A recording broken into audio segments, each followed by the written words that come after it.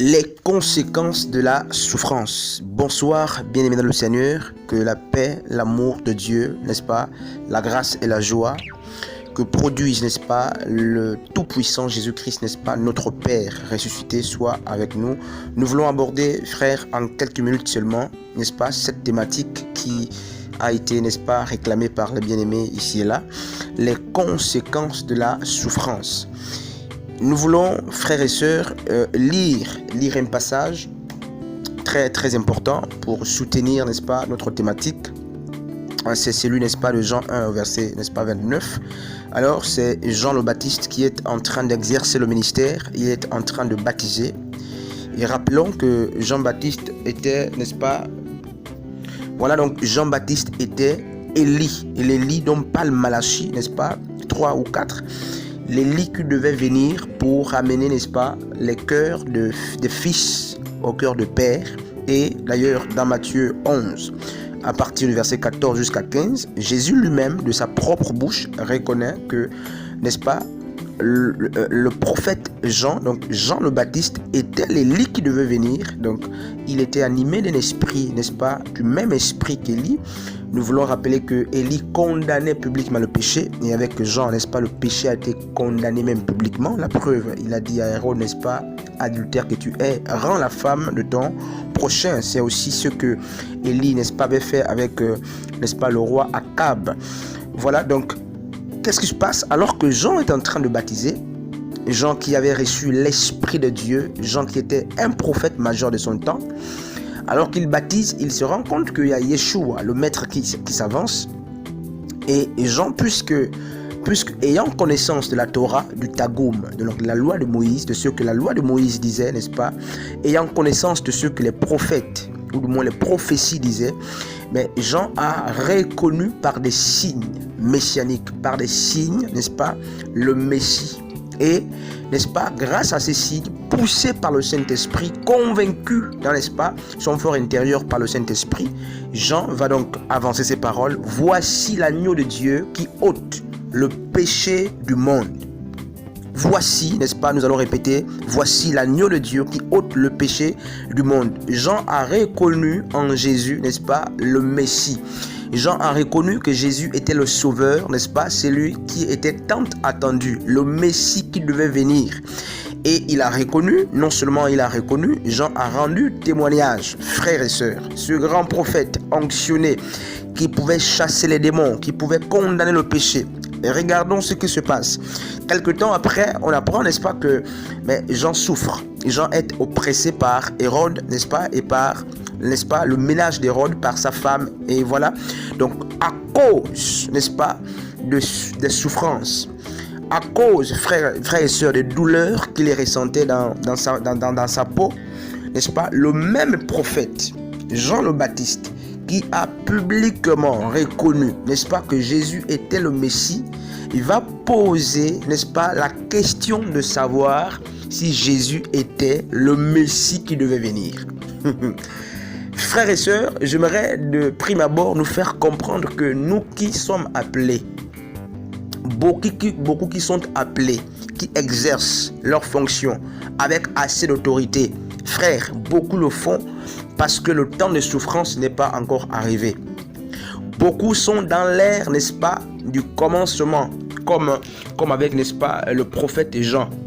Beaucoup ne sont pas encore éprouvés. La tentation n'est pas encore passée. La souffrance n'a pas encore sonné l'alarme. C'est lorsque la souffrance a sonné l'alarme, frère, c'est lorsque les difficultés ont commencé à saluer le prophète Jean-Baptiste qu'il a commencé à renier. Le doute s'est installé, frère. Le doute est n'est-ce pas, l'une des premières conséquences de la souffrance. Jean qui avait la révélation de Jésus, Jean qui a rendu témoignage, frère, lorsque le vent a soufflé, ce même Jean n'a pas hésité de douter au sujet du Messie. Matthieu 11, au verset 3.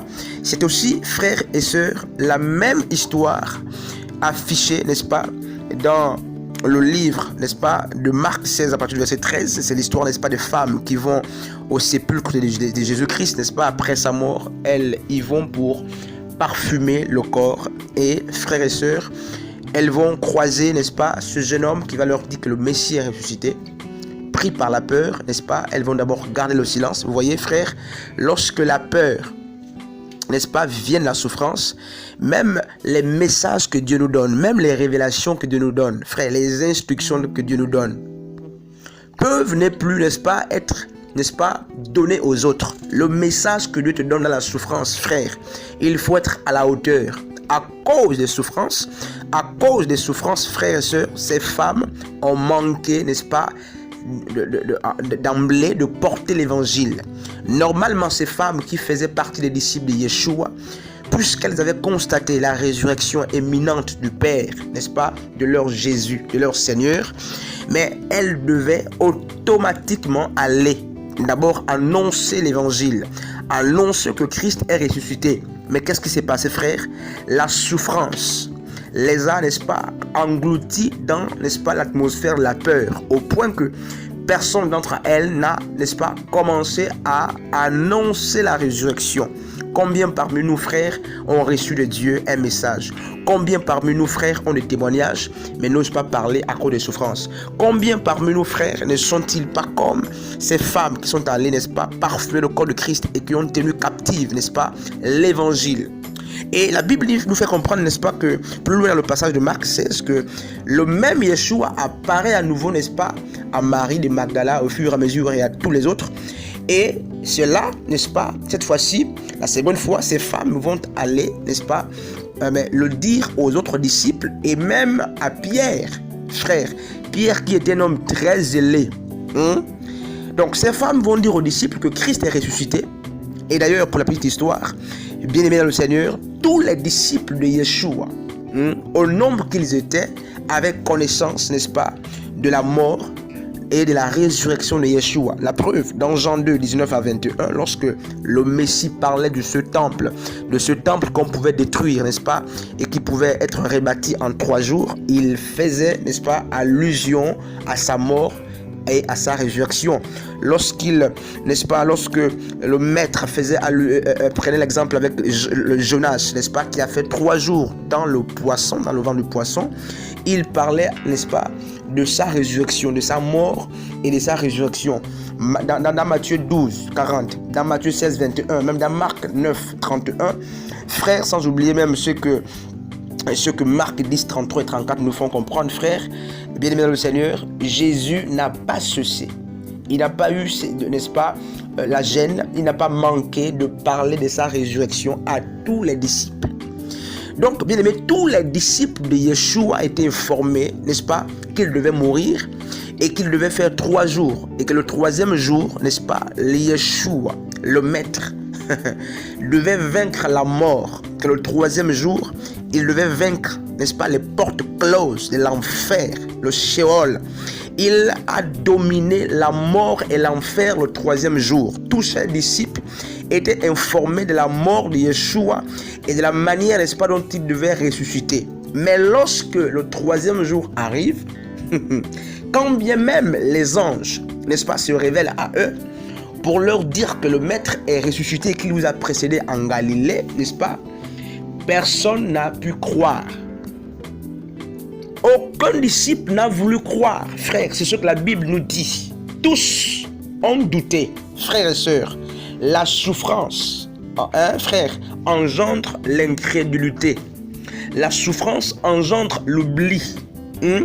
Donc, à cause de la souffrance, puisque ces disciples étaient endeuillés, frère, à cause de cette souffrance, mais ils n'ont pas, n'est-ce pas, pu comprendre. Ils n'ont plus, n'est-ce pas, eu confiance, ou du moins ils n'ont plus eu le souvenir, n'est-ce pas, des promesses que le maître avait faites. Plus personne ne pensait, n'est-ce pas, à ce temps qu'il passait avec le maître, les moments pendant lesquels le maître leur parlait, n'est-ce pas, de son retour, de sa résurrection. Frères et sœurs, ce qui est, n'est-ce pas, d'autant plus corroborant est que nous sommes aussi à l'image, n'est-ce pas, de ces disciples autrefois, qui ont oublié que le maître leur avait dit qu'il devait les précéder, n'est-ce pas, en Galilée. Mais s'ils avaient gardé les promesses du maître, s'ils avaient dominé la souffrance, je crois que tous, plutôt que de rester, n'est-ce pas, cachés, tous devaient précéder, n'est-ce pas? Tous devaient aller attendre ou trouver le maître le troisième jour en Galilée. Je crois que si la souffrance n'avait pas pris le dessus, frères et sœurs, sur ses disciples, sur les disciples du maître, sur ses apôtres, donc ces hommes, frères et sœurs, étaient même, parmi ces hommes, il y avait des oins, des apôtres. Mais aucun des apôtres n'a cru en la résurrection du maître. Ça veut dire que malgré nos onctions, malgré nos titres, malgré nos ministères, lorsque nous faisons place à la souffrance, lorsque la souffrance commence, n'est-ce pas, à dominer ou à noircir notre foi, il va arriver, frères et sœurs, que le doute s'installe. Et quand le doute s'installe, frère, on devient aveugle spirituel. Et on peut même être des sourds spirituels à cause de la souffrance. Même quand Dieu vous parle, vous n'écoutez plus. À cause de la souffrance, les promesses que Dieu vous a faites depuis plusieurs années, vous risquerez de les oublier. À cause de la souffrance, bien aimé le Seigneur, mais même l'enseignement du maître, alléluia, vous pourrez l'oublier, frère. La souffrance frère, engendre des rejetons. L'oubli, c'est un rejeton de la souffrance. L'incrédulité est engendrée par la souffrance. Bien aimé, l'aveuglement spirituel, c'est le rejeton, n'est-ce pas, de la souffrance. Et beaucoup parmi nous, frères, regardons comment nous vivons. Notre manière de vivre prouve que les souffrances sont en train de effacer dans nos cœurs, n'est-ce pas, mais l'empreinte de la promesse de Dieu. Et Dieu nous a certainement promis des choses depuis 15 ans, depuis 10 ans, depuis une semaine, depuis 2 jours. Mais parce que nous ne le voyons pas s'accomplir, ou du moins parce que nous sommes, n'est-ce pas, sur le jour de la souffrance, frères et sœurs, nous avons du mal à croire. Le Seigneur nous a fait des promesses hier, dans des visions, dans des songes. Il y a eu des prophéties qu'il a faites, n'est-ce pas, à notre sujet. Mais parce que nous sommes dans la souffrance, parce qu'aujourd'hui tout va mal, parce que tu n'as pas d'emploi, parce que tu n'as pas d'enfant, alors que Dieu t'a fait la promesse qu'il te donnera un enfant. Dieu t'a promis qu'il te donnera, n'est-ce pas, un emploi. Dieu t'a certainement promis, n'est-ce pas, que ton ministère sera grand. Mais parce qu'aujourd'hui, n'est-ce pas, tu souffres.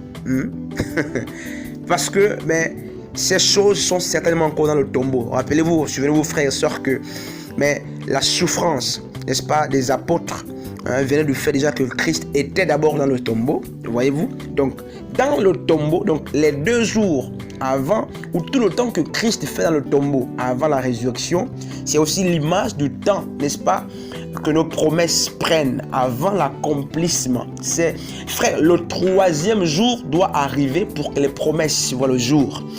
Frères et sœurs, il faut que le 3e jour arrive. Pour que mais la prophétie que Dieu t'a faite voit le jour. Mais avant, n'est-ce pas, le jour de la résurrection, avant le 3e jour, si tu es dans la souffrance, tu auras du mal même à reconnaître, n'est-ce pas, le jour de ta prophétie. Le jour de l'accomplissement de la prophétie peut arriver, mais tu risques, n'est-ce pas, de ne pas le reconnaître parce que tu es en souffrance. C'est pourquoi, comme ses disciples, frère, le 3e jour était arrivé. Le Christ était déjà ressuscité. Mais personne n'a reconnu ce 3e jour. Personne n'avait le souvenir de l'enseignement du Maître. Pourquoi? Frère, mais parce qu'ils étaient désormais obscurcis. Leurs yeux étaient, n'est-ce pas, aveuglés à cause. Alléluia, makasakamanda. À cause de la souffrance. À cause du poids de la souffrance. Frère et sœur, toi qui souffres. Toi qui es, n'est-ce pas, en souffrance ou en deuil à cause d'une quelconque situation.